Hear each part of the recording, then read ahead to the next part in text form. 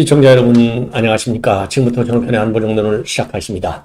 자, 이번 시간에는요, 지금 이제 이재명이 17일이니까요, 이제 이번 주가 됐습니다. 결국 마지막, 처음이자 이제 마지막 소환이 되겠죠. 이 백현동과 관련해서는. 그리고 그 검찰 소환은 총 4번째. 이제는 이제 끝나가는 팔자에 들어가 있는데요. 자, 한동훈 장관의 최근에 이재명 범죄와 관련해서 이재명이가 증거인멸하려고 난리를 쳤지 않습니까? 그래서 이거는 저도 이미 말씀을 드린 바 있는데 엄중한 사법방해죄다. 그래서 중범죄로 다스린다라고 하는 입장을 내보인 것으로 이 문화일보의 허민 카페에서 지적을 하고 나왔습니다. 자, 그래서 이 사법방해죄, 이제 우리 한국에서는 조금 생소한 말인데요. 저도 이미 여러분들께 말씀을 드렸었지. 선진국에서는요, 사법방해죄가 어마어마한 죄가 되는 겁니다. 예를 들어서 트럼프도요, 사법방해죄로 걸린 적이 있지 않습니까? 자, 그래서 이 이재명의 죄에 대해서 한동훈 장관이 아주 작심하고 사법방해죄다라고 언급한 그 전후 사정을 여러분들에게 이제 자세히 분석을 해 드리도록 하겠고요. 자, 그 다음에는요, 굉장히 이것도 중요한 내용인데, 어제 저도 여러 차례 여러분께 한 2차례 보도를 해드린 것 같은데요. 오늘 조선일보에서 대대적으로 또 이 문제점을 지적하는 보도를 하고 있어요. 바로 박병곤이가 어떤 사람이냐, 이거와 관련해가지고 지금 이제 법조인 대관에서 이 박병곤이 자기 인적사항을 제거를 요청했다. 그런데 이거가 지금 법조계에서 많은 논란을 야기하고 있고, 이게 바로 처음부터 그랬잖아요. 이거 김명수 이거 장난치는 거다, 사고 치는 거다, 이렇게 말씀을 드렸는데 진짜 사고를 친 거예요. 어제 오후에 2번씩이나 이 중앙지법에서 입장문을 내놨습니다. 왜냐? 아니, 법조인 대관에서 명단 삭제한 것이 판결 직전에 삭제한 것으로 지금 이제 어제 TV조선에서 보도를 했거든요. 그래서 저도 이제 그걸 보도했는데, 중앙지법에서 내놓은 입장문을 보면은 마치 삭제 요청을 안 한 것처럼 보도를 했어요. 그런데 TV조선 저도 그걸 방송을 저도 받고 인용 보도를 해드렸는데, 법조인 명단 삭제한 게 딱 나오잖아요. 예. 아주 그 사진 자료 화면까지 딱 나왔어요. 저도 여러분들께 이제 말씀을 드렸지 않습니까? 예. 그랬는데, 요게 이제 혼란을 준 거예요. 증거까지 정보 삭제 딱 되어 있다. 그게 이제 화면에 딱 뜨잖아요. 예. 그래서 이게 이제 이 법조인들 사이에서 많은 논란을 야기하고, 야, 역시 김명수 드디어 또 일 저질렀네 하고 있는데, 중앙지법에서 또다시 얘기했어요. 아니, 우리가 언제 삭제 요청을 안 했다고 했냐. 판결 직전에 안 했다고 한 것이다. 예, 왜냐하면 4월 달에 요청을 했다는 거예요. 요청한 것 자체를 부인한 거 아니다. 그러니까요, 중앙지법이 우리 국민들을 가지고 그야말로 여론을 흔들려다가 걸린 거예요. 이게 바로 김명수의 꼼수 작전이다. 이렇게 보여집니다. 자, 그 다음에는 이제, 지금 이상민 의원은 이제 미스터 쓴소리 아주 쓴소리로 잘 알려져 있잖아요. 이재명의 측근에 맹종그룹이 있다라고 아예 그냥 직격탄을 날리고 있습니다. 이 맹종그룹, 이 썩은 XX 그룹이다, 이렇게까지 얘기를 하고 있어요. 예. 그래서 이상민 의원의 이러한 폭로 작전, 그러면서 이재명은 더 이상 머뭇거리지 말고 떠나라, 이런 직격탄을 날리고 있고요. 지금 제가 방송을 하고 있는 도중에 지금 이제 사면 대상자 명단이 막 지금 나오고 있습니다. 그래서 사면 대상자 명단도 여러분들께 함께 말씀드리도록 하겠고요. 그리고 시간이 되면은 지금 김웅이가 말이죠. 이 김웅이가 지금 자기는 해병대 수사단장 박정훈 편이다, 대놓고 내기하세요. 대놓고 청와대와 각을 세우고 있다, 대통령실과 각을 세우는 이 김웅. 이걸 보면은요, 이준석, 김웅, 유승민, 그리고 하태경도 들어갈 수 있다. 이 사람들이 신당 창당으로 발길을 돌릴 가능성이 크지 않느냐. 그러지 않고서야 어떻게 대놓고, 아니, 김웅 같은 사람 어떻게 송파에서 또 공천 주겠습니까? 예. 대놓고서 나는 박정훈 대령편이다, 이런 얘기를 할 수 있냐고요. 여당 의원이 맞아요, 이거? 아니올시다잖아요. 그래서 이러한 김웅은 자질 부족이다라고 저는 보고 싶어요. 국회의원으로서의 자질 부족. 그러니까 이런 얘기를 하죠. 예. 자, 그래서 지금 이러한 뉴스를 말씀드리겠고요. 지금 이제 특별 사면과 관련된 내용도 이제 제대로 언론에 보도가 되는 대로 조금 자세하게 여러분들께 말씀을 이 분석을 해 드리도록 하겠습니다. 자, 물론요, 우선, 이 김태우 전 강서구청장이 사면이 확정돼서 발표자 명단에 들어가 있다는 점을 말씀을 드리고요. 우선 준비한 대로 지금 이제 이 문화일보의 허민 카페에서 지적하고 있는 한동훈 장관이 밝힌 작심 사법 방해, 이게 어마어마하다. 그래서 제목도요, 이 제목을 보면은 여러분들, 자, 이 허민의 정치 카페 문화일보에서 굉장히 이분이 이제 행정학 박사인데요. 서울대 정치학과를 하고, 칼럼이 조금, 뭐라 그럴까요? 좀 신선합니다. 다른 통상적인 칼럼하고는 조금 다른 면이 있어요. 그래서 이 사법방해의 핵심은 어디서부터 시작되느냐? 이게 박범계, 이거 그 다음에 민영배, 이거 다 알죠? 예. 이런 사람들이 연좌 농성을 한 적이 있잖아요. 서울중앙지검에 가서. 요것이 1차적으로 제일 큰 사법방해다. 예. 그래서 이화영을 회유하고 압박한 거, 이거야말로 중범죄에 해당된다. 예. 이런 인식을 이 한동훈 장관이 확실하게 굳히고 있다. 이 얘기는요, 이재명이 구속만 돼봐라. 그냥 법정 최고형을 구형해야 될 것이 아니냐. 그리고 법원에서도 법정 최고형을 선고해야 될 것이 아니냐. 이러한 인식의 일단을 내보인 것이 아닌가. 그래서 이거는요, 자, 최근에 말이죠. 친명 측에서, 이재명을 중심으로 한 친명 측에서 이재명 리스크를 최소화시키려고 난리를 들었잖아요. 그 결정적 최고의 위기, 이제는 제가 보기에 절대 통하지 않는데, 이화영의 입을 틀어 막으려고 부인을 보내고 박찬대가 이화영의 최측근인 지역위원장을 만나고, 예, 요렇게 해서 이화영의 입을 틀어 막으려고 했는데, 이거 가지고서 안 되니까 아예 덕수 로펌에 있는 김형태 변호사를 법정에 출두까지 시켰어요. 법정에서 변호인이니까 얼마든지, 왜냐하면 변호인 선임계는 이 덕수의 김형태 변호사가 들어가 있으니까 이 법정에 투입까지 했습니다. 그리고 이 민변 창시자라고 제가 말씀을 드렸지 않습니까? 그런데 나중에 이화영이가 그 법정에서 하는 얘기를 보니까 나는 덕수 김형태를 요청하지 않았다. 그러면서 이화영이가 딱 확실하게 얘기했어요. 내가 검찰의 회유 압박에 의해서 한 것이 아니라 이재명이 직접 보고했고 이재명이 다 알고 있다. 이러한 기존 입장을 번복할 수는 없다. 요거를 똑부러지게 딱 떨어뜨려서 버렸어요. 그러니까 결국은 이 덕수의 김형태 변호사가 그러니까 사임계를 내고, 예, 이 법정을 빠져나갔습니다. 그날 재판장한테 공송으로 지적까지 받은 게 바로 김형태예요. 자, 그러니까 1단계 부인, 2단계 박찬대 최고위원. 박찬대는 막말로 이재명이 팔아갖고 그냥 한 달 만에 최고위원으로 간 사람 아니겠습니까? 예, 속된 말로 꼬붕 중에 꼬붕이죠. 이 사람 들서도 안 돼. 그러니까 변호사까지 바꿔서 투입했는데도 안 돼. 그래서 요거는 이제 이화영 입 틀어막으려는 것은 이제는 실패로 끝났는데, 이 정도로 노골적인 사법 방해 행위를 했다. 이렇게 한동훈 장관이 인식을 하고 있는 것이고, 그래서 한동훈 장관이 사법 방해꾼과의 전쟁을 선포했다. 이렇게 볼 수 있는 대목입니다. 그래서 한동훈 장관이 말이죠. 이 정도까지 노골적으로 사법 방해 행위를 하니까 그야말로 이재명의 이 행태는 최악의 사법 방해다. 이렇게 대놓고 공개적으로 비판한 바 있어요.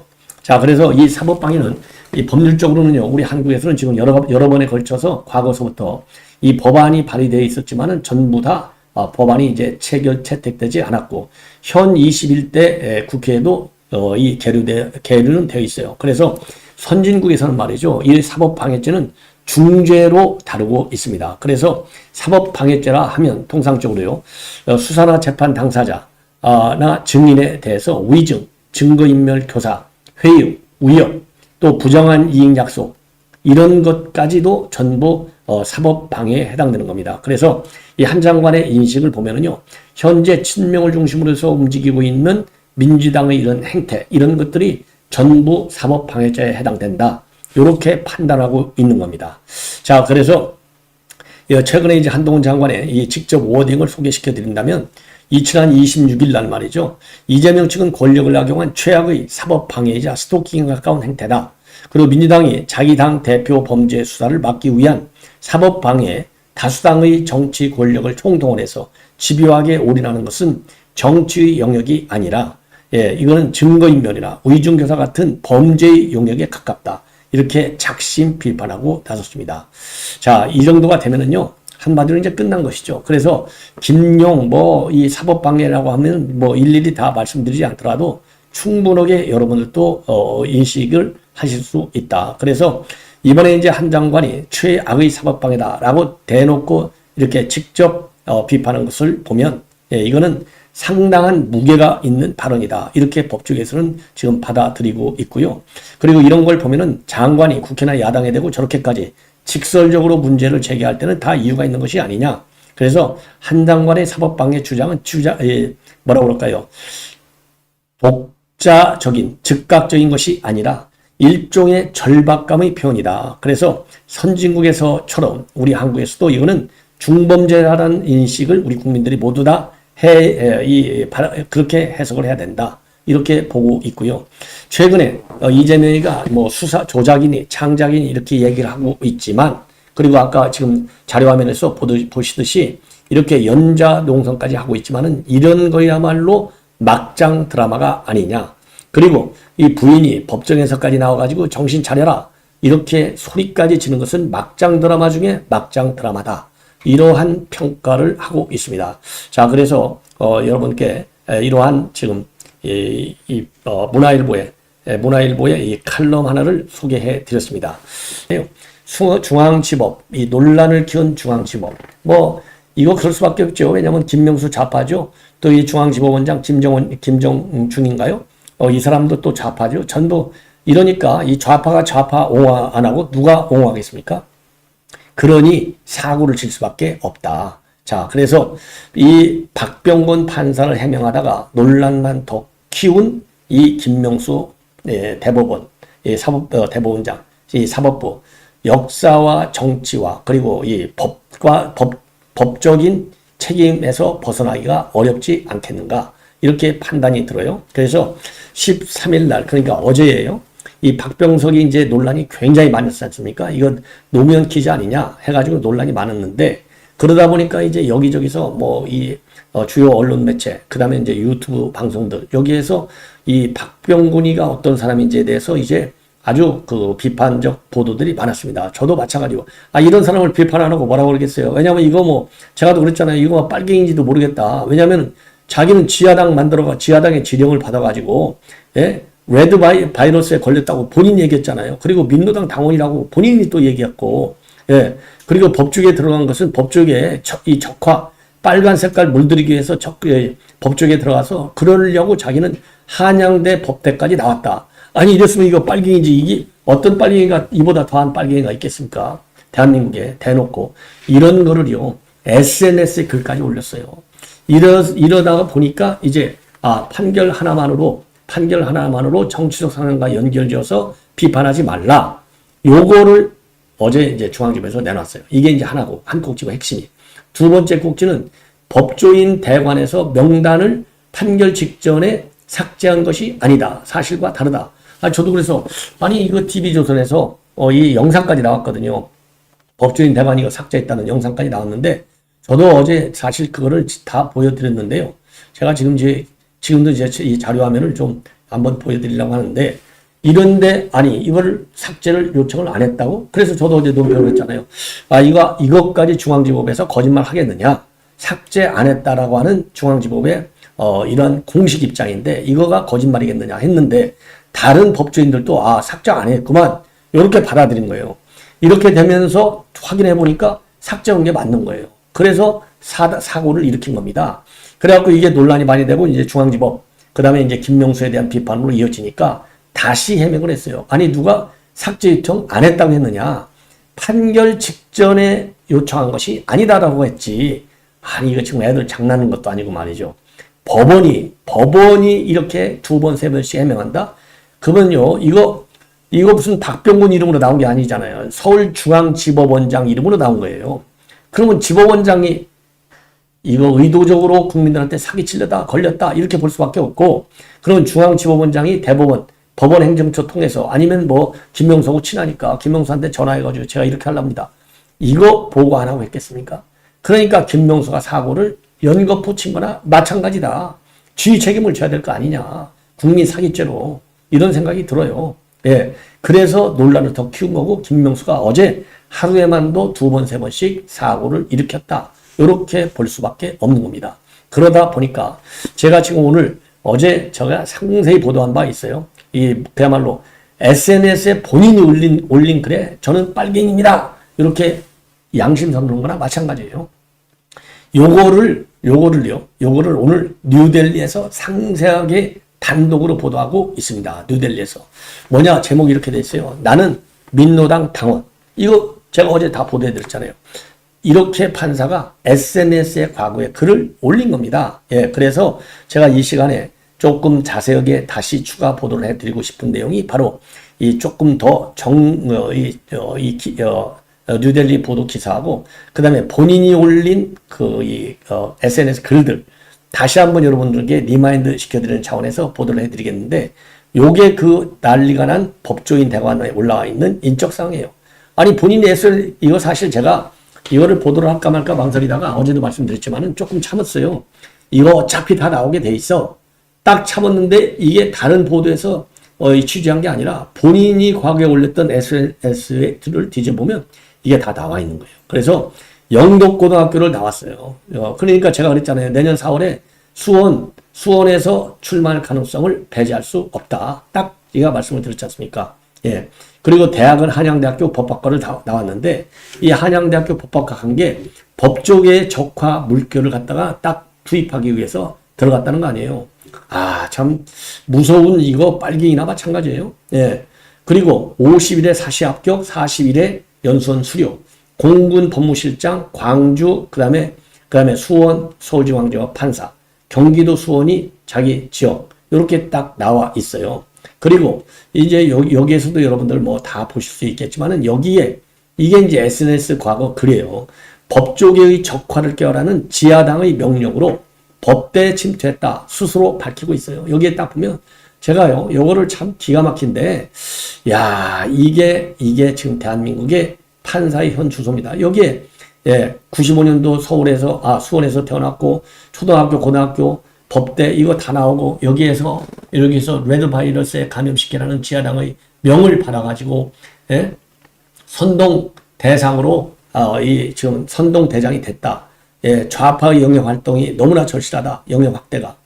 법조계의 적화를 꾀하라는 지하당의 명령을 받아서 한양대 법대에 입학했다. 그리고 법조인들의 좌경화를 선동하고 있다. 왜 꼬아? 이렇게까지 입장문을 내놓은 게 누구냐? 바로 박병권이다. 그리고 이 박병권이 여기 보면 이름 박병권이라고 돼 있잖아요. 여기 이제 이 팔로워들 이름들이 딱 나왔어요. 김용민이, 최경영이, 그 다음에 황교익이 이런 인간들이 전부 다 여기에 이제 팔로워들로 되어 있고 심지어 말이죠. 여기 이재명이 그 다음에 JTBC도 여기에 들어가 있어요. 그리고 심상정이도 여기 팔로우를 하고 있어요. 이러니 이 사람의 색깔이 단순한 친노가 아니라 넓은 의미에서의 이 종북 좌파 성향이 굉장히 강한 판사다. 예.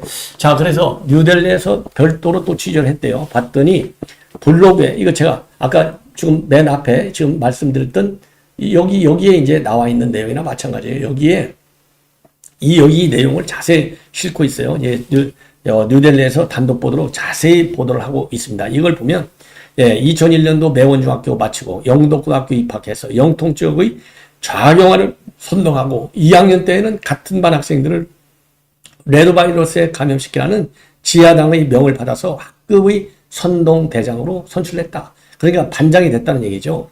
그리고 당시 수업보다는 주식 투자와 테니스에 훨씬 더 몰두하던 담임교사의 퇴진운동에 앞장섰고 좌파 언론 매체인 진보누리의 기자로 활동하고 좌파의 영역 확대가 너무도 절실하고 판단해서 한겨레 외야면에 기고해서 좌파의 존재를 알렸다. 예. 그리고 우리 사회에 가장 큰 영향력을 행사하는 집단인 법조계의 적화를 꾀하라는 지하당의 명령을 받아서 한양대학교 법대 침투해서 예비 법조인들의 좌경화를 선동했다. 야, 이게 이제 이 사람의 글에 나와 있는 내용입니다. 이 정도가 되면은 얼마나 자신만만하게 좌경화에 앞장선 판사인지 여러분들께서도 확실하게 아실 수 있는 것 아니냐. 예. 그래서 이러한 SNS를 보면 이거 뭐 대놓고 이건 뭐 빨갱이 활동했다 이렇게 볼 수밖에 없잖아요. 그리고 2004년도 4월 8일자 블로그에 보면은 강성과 논리의 대결 제목의 글을 올렸는데 이때는 85년생이니까요. 대학 들어간 지 갓 입학한 20살짜리예요. 여기에서 요즘 선거철이다. 텔레비전을 제대로 들여다보지 못하기 때문에 각 당의 텔레비전 광고를 다 보지는 못했다. 그런데 우리는 열린우리당의 텔레비전 광고는 내가 직접 홈페이지를 찾아가는 수고를 하면서까지 직접 확인해 보았다. 예, 그러면서 그들이 2002년도 보여줬던 감성을 이용한 선거 전략을 다시 사용할지가 궁금했다. 예, 이게 17대 총선 일주일 전의 얘기입니다. 예, 글들이 많아요. 그리고 또 다른 글에서는 민노당 당원이다. 이렇게 밝히면서 2004년 2월 17일입니다. 나는 무엇인가? 라는 제목에서요. 민주노동당에서는 나를 영통지역 최연소 당원이라고 부른다. 예컨대 나는 한양대학교 법과대학생이 되는 것을 스스로 선택했으며 월 1만 원의 당비를 내는 민주노동당의 당원이 되는 것도 내가 선택한 일이다. 민노당은요. 이게 통진당의 전신이에요. 2014년도 이 통진당 해산됐잖아요. 이게 전신이 민노당입니다. 이러한 사람을 중앙지법 판사로 냈다? 이게 누구냐? 이게 바로 김명수예요. 예, 이런 김명수 정말 큰일 났어요. 이 사법부 작용화시키는 것이 자기의 사명감이에요. 자기의 미션이에요. 요거를 대놓고 SNS에 올려. 그리고 판사가 됐으면 이거를 또 삭제했어야 될 거 아니에요. 최소한도. 이거를 버젓이 살려놨어. 이걸 보십시오. 이게 지금 오늘날 대한민국 사법부의 병폐 현상이 얼마나 심각한지를 여러분들께서 눈으로 확인할 수 있는 충격적 장면이다. 이렇게 보여집니다. 자, 이번에는요, 마지막으로 이상민 거 하나만 더 보도해 드리도록 하겠습니다. 이상민 의원이 폭로하고 있어요. 이재명 맹종그룹이 있어. 곰팡이야, 곰팡이. 곰팡이 같은 부류야. 옳은 얘기죠, 사실. 곰팡이보다도 더 나쁘다고 볼 수 있죠. 왜 곰팡이냐? 곰팡이가 뭘 썩어서 못 쓰게 만들잖아요. 지금 대한민국의 반듯한 헌법을 썩히려고 하는 곰팡이 세력이 있는 거예요. 그러니까 전부 다 검찰의 수사는 소설이다, 창작이다. 예, 요렇게 지금 비판을 하고 있는 거 아니겠습니까? 그러니까 곰팡이 세력이 맹종그룹에 들어가 있다라고 하는 이상민 의원의 폭로가 맞다라고 저는 봅니다. 예, 그래서 오늘요, 이 최경련의 최강시사에 출연해가지고 이재명이가 정권을 잡고 압도적 리더십으로 끌고 가 있는 상황이지만은 이런 걸 보면은 맹종그룹이 있어 보인다. 정도가 지나친 그룹이 있는데 이거 곰팡이라고 해야 하냐? 그런 부류가 있다. 예. 그리고 문재인 치하에 있을 때는 친문이라고 하는 맹종그룹이 있었는데 이제는 이재명의 사법 리스크 때문에 이재명의 맹종그룹도 생겨났다는 거예요. 그리고 이재명의 지금 사법 리스크는 당과는 전혀 관계가 없다. 성남시장 또는 경기지사일 때와 관련된 거 아니냐? 그런데 왜 이 본인 스스로 알아서 대응하고 무고함을 받게 하지 왜 당을 연동해서 끌고 가려고 하느냐? 이거는 안 된다. 직격탄을 날리고 있어요. 그러면서 이러다 보면은 당이 방패정당의 오물을 뒤집어 쓸 가능성이 있다. 오물을 뒤집어 쓸 가능성이 있는 게 아니라 이미 오물을 뒤집어 쓰고 있죠. 예. 이거 이상민 의원이 좀 봐주는 것 같아요. 그러면서 지금이라도 이 방패정당 부정적 이미지 쌓이는 거, 이거를 벗어나려면 이제는 차단시키는 것이 필요하고 차단시키는 방법 중에 하나가 이재명이가 사퇴하는 것이다. 예. 그리고 구속영장이 청구될 경우에 관련해서는요. 민주당도 의총에서 불체포 특권 포기로 의견을 모은 거 아니냐. 이건 대국민 약속이기 때문에 지켜져야 하겠다. 그리고 만약에 민주당이 또 부결시켜 버릴 수 있지 않냐는 의심을 하는 것이 지금 현재 국민들의 입장인데 그런 국민들의 의심을 불식시키려면 사전에 민주당의 의지, 이재명의 의지를 표명하는 것이 더 적절하다. 이재명이요, 빨리 사표 내고 집에 가라. 이 얘기를 하는 거예요. 예. 그리고 지금 이번에 이제 김은경이가 이상민 의원 같은 다선 의원들, 예, 올드보이들 집에 가라. 이렇게 얘기했잖아요. 필요하면 당의 전략적인 것에 의해서 명분을 갖고 할 수는 있지만 그것이 반대파를 치기 위한 용도로 쓰면은 절대 안 된다. 반대파나 고가운 소리 하는 사람을 치기 위한 용도로 활용된다면 혹은 대국민 눈속임용으로 활용한다면 국민들로부터 호응을 받기가 어려울 것이다. 옳은 얘기죠. 예. 근데 이렇게 옳은 얘기하는 사람의 목소리는 이재명의 귀에는 안 들리는 그 이유. 이거 반드시 귀를 열게 해줘야 되는데 귀를 열게 해주려면요. 빨리 구속영장 치고 최장기 법정 구속형을 내려라. 이 길밖에 없어 보입니다. 시청자 여러분 이렇게 해서 본 방송을 마치고요.